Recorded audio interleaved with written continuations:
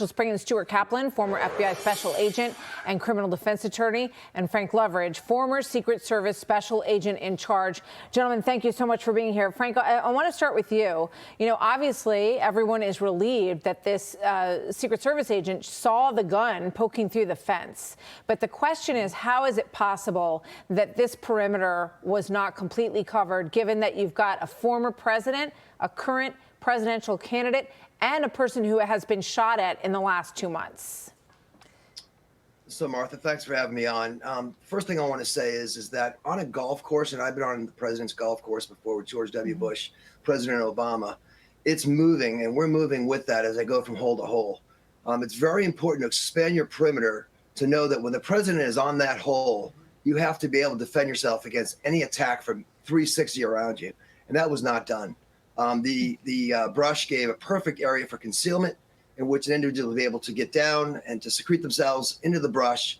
And if it wasn't for him putting his rifle and the muzzle of his rifle out the fence, it would not have been detected, and that could have been a bad day for all of us. Yeah, Frank, I want to stay with you for a moment because I think back to Butler, and, you know, obviously, we're not trained like you are to understand what you need to look at. But even my, uneducated eye, you look at Butler afterward over the scene. Oh, well, there's that one building, and that building's really close to where he's going to be standing. Somebody could be up there. I look at this golf course, which has one area that is very close to a public road, and then, probably, I don't know, it's difficult to tell the distance, but a good distance full of deep shrubs and trees. Why wouldn't the agents secure that whole area that is close to that road, or even cut it off for the period of time that he's going to be going from the 5th hole to the 8th hole? Martha, that's a good question. And the honest answer to that is it should have been done. It should have been swept, and it should have been held so that we make sure no one gets in there, secretes himself into that area because of such an obvious situation where they're in so close proximity to former President Trump. So that's the one thing I'm really concerned about is what our enemies are seeing, what our adversaries are learning from these potential vulnerabilities that have been identified during both these assassination attempts. And it's very important that we do something to be able to fix them right away, because an organized attacker, unlike the 20-year-old from Butler and the 58-year-old from Mar-a-Lago, somebody that's organized could have really planned that well and could have potentially been successful. Yeah, well, both of these guys got within fairly reasonable shooting distance of this president. And I think it's astonishing. I think it's absolutely unbelievable that just 2 months later, we don't have something much more secure in place. Stuart Kaplan, your thoughts and your concerns and the questions on your mind today. Well, thank you for having me. I mean, look, the first concern I have is, as my colleague just said, is I think obviously the property should have been swept obviously hours before. I think my concern is knowing what the former president's itinerary was the day before.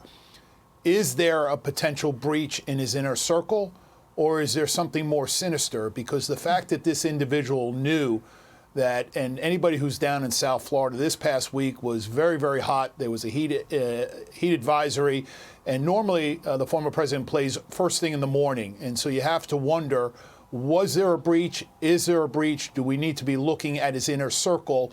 That's first and foremost. I think it's inexcusable that the property was not swept. But with that being said, I think we should underscore that the United States Secret Service, which generally operates at the highest level, was able to identify and neutralize this threat to the extent also that this individual was now apprehended. And so I want to not take away and applaud them, because they want to be able to keep safe any person that they protect, and I applaud them. Obviously, we need to reconsider maybe whether or not Donald J. Trump should be playing golf during this period of time when he's running for president of the United States. Do we need to curtail his outdoor activities? Well, good luck with that. Good luck with that. I don't think that's likely.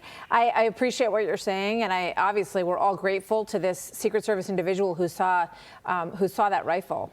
in the fence. I just wish that we had a system that had swept that area, as you both point out. Prior to that, he was there for 12 hours, this individual, just off of that part of the green. And it is absolutely inexcusable that this is the situation we're in with a former president, a current candidate, and someone who was just shot at 2 months ago. So I think we all can agree we need to do better, or have more people. And I'd love to hear President Biden say, this will never happen again. We're not going to do this. We've got to give him the absolute top level of security that the president has as well. So we'll see if we get there. Frank Loveridge, thank you very much. Stuart Kaplan, thank you both for your expertise. It's wonderful to have you here today. Hope we don't have this conversation again in a few weeks. Hey, Sean Hannity here. Hey, click here to subscribe to Fox News YouTube page and catch our hottest interviews and most compelling analysis. You will not get it anywhere else.